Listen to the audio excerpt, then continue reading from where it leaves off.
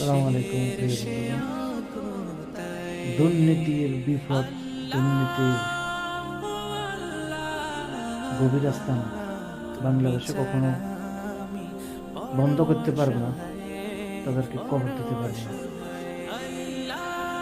এই সরকারগুলো বারবার দেশটাকে লুটে পুটে খেয়েছে। বিএনপি আমলে তারা দেশটাকে নতুনভাবে নির্বাচনের সময় প্রতিশ্রুতি দেয়, নতুন ওয়াদা করে, নতুন অভিনয়, কিন্তু বাস্তবায়ন মিথ্যাবাদীরা কোনোটাই করে না।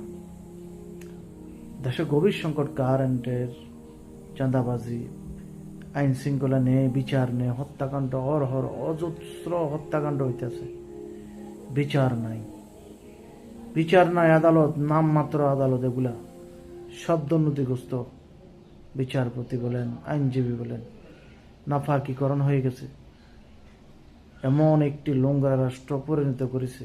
দেশ স্বাধীন 54 বছর হয়ে গেছে, কি লাভ?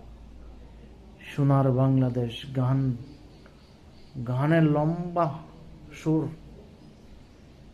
দুর্নীতিগ্রস্ত, অপবিত্র করে রেখেছে তারা।